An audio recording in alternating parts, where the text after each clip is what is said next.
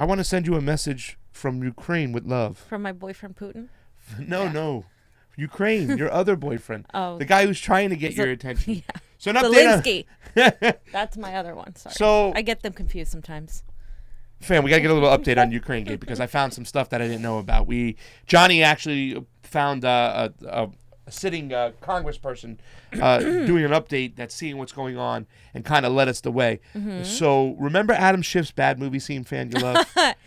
I want Pasta to reenact that with like a mobster I'm going to tell you this. Like, I'm going to tell you now. I'm going to tell you quick. You guys want to see it. You'd love to see it. And right? I'm only going to tell you this 27 times, so you better listen up. I swear. That's better than what I want you to get dirt on Joe Biden. I want to get lots of dirt. And I want plenty of dirt so I can go after him. And don't call me until you have that dirt. You got it? And I'm only going to tell you this 26 more times, so you better listen up. But he did this awful thing when he announced the Intelligence Committee was opening up their own opening statements, which once again, it's weird in an impeachment process to see the Intelligence Committee handling it. Mm-hmm. Usually it would be the Foreign Affairs Committee who would be handling the situation when it was Foreign Affairs. But for some reason, they've given it up to Adam Schiff. We show Adam Schiff's ties to the Ukrainian oligarchs, whatnot.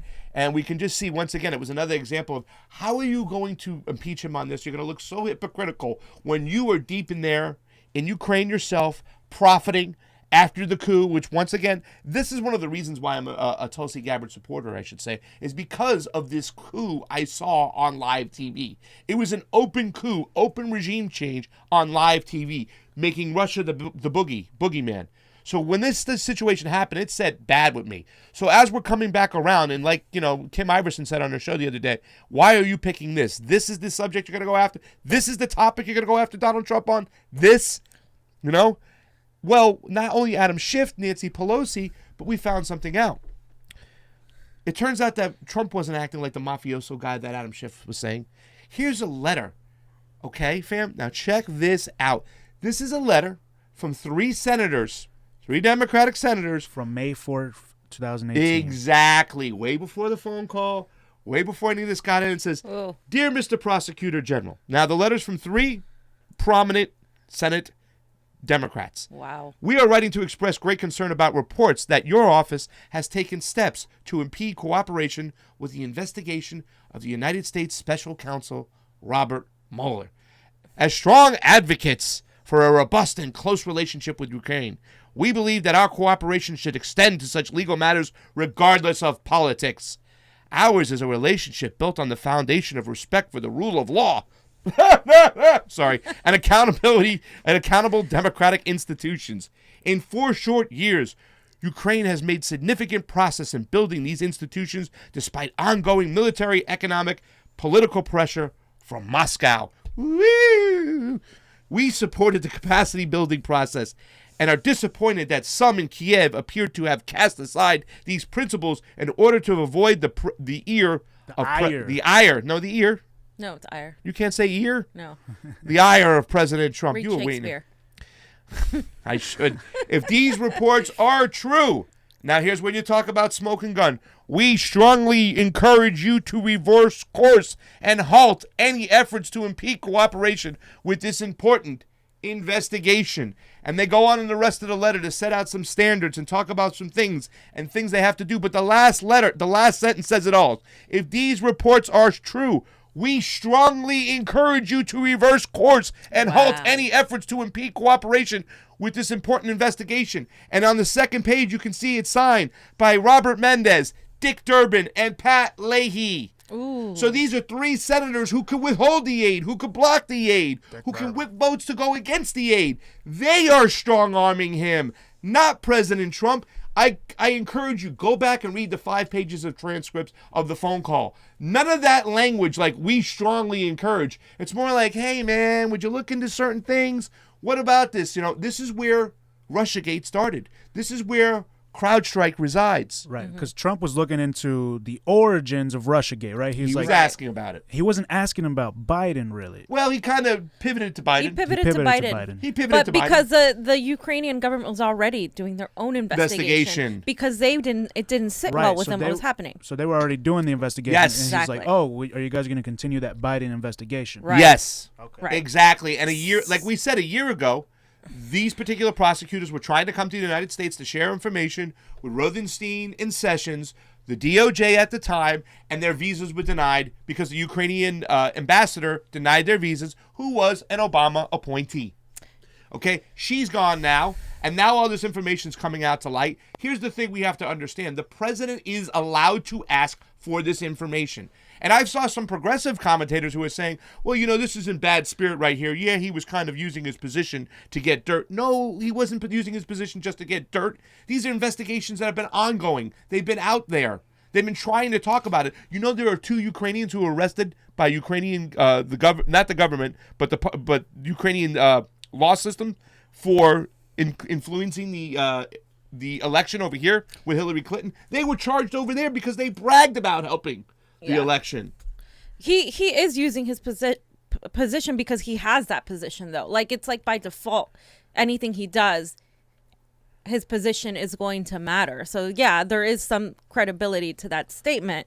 However, people's go-to thing has been with a lot of the progressive commentators, oh, he's violating the Constitution. No, he's I not. do not see in this instance him violating the Constitution. Again, we reiterate, they could have gotten him on other things that he's done, absolutely, but they didn't, and there are reasons for that. There are reasons that that involve them in these situations. And again, people are going to say, I already know, like, oh, you guys are defending Donald Trump. You guys are doing this. We're defending the truth. And that's it. We've gotten so used to commentators and pundits and the news media taking one side or the other, speaking to the people that already agree with them. So that way, that creates the views, that creates the ratings. We're not that. We're not ever going to be that. We're always going to speak on the side of truth. We're not just going to do what gets us the most clicks, the most views. And I think a lot of that is happening. You know how we went from the mainstream media with like CNN, MSNBC? We went from reactionary from that to reactionary commentators that like know what gets them the most hits and views and just regurgitate that regardless of information. And it's the same thing, guys. It's the same thing. If you're going to be independent media and you're not going to look at things in a nuanced, unbiased point of view, you're not doing your job. And I think we need to start doing more of that. And even if it gets us like people who don't like us, we're going to stick to that because this is important. And this isn't even a defense of Donald Trump. This is more so the truth that involves the Democrats in their corruption, because the reason we're pointing it out is because I, specifically speaking for myself, do not want Donald Trump to be president again. And the way the Democrats are handling this, they're going to help reelect him. Yeah. This is going to help reelect him. Yeah. So it's, fam, that was so well said. And, it's like we said, Bobby Boucher, the chickens is coming home to roost. That's Pasta's favorite phrase. The chickens is coming home to roost, Bobby Boucher. Almost as much as fam. Root of your vicious ways, your evil ways. And you're going to not play your foosball. And I want to tell the Democrats, stop playing foosball in Ukraine because, I'm not an expert. I follow this coup pretty much, but I'm not an expert. I have a hard time remembering all the Ukrainian names because they're all different and stuff, and I can almost explain stuff that was going on. Novel. But this was a televised friggin' coup.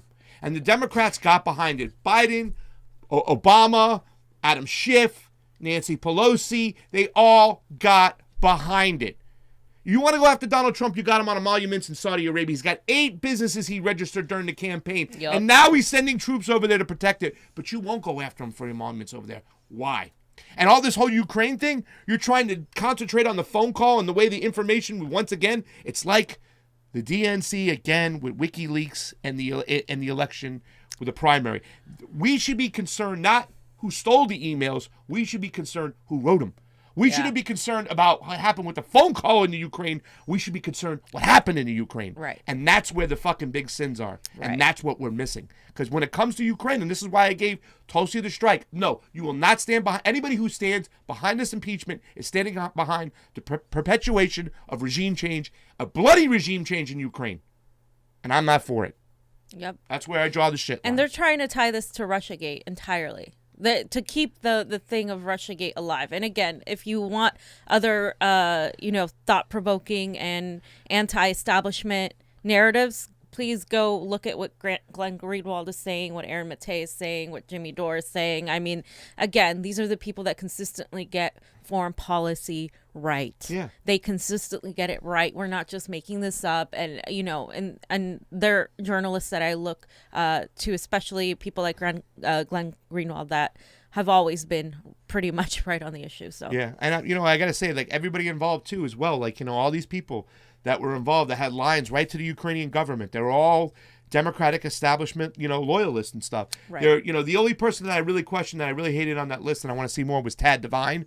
Who's obviously worked for Bernie, but he's not part of the campaign anymore. Thank God. But there was all these other people that were involved that had lines right to the government, right to the Ukrainian government, to what was going on. It was disgusting. It was our puppet government, if I've ever seen one. Did you want to? I think we had a super chat. We do have a super chat, don't we?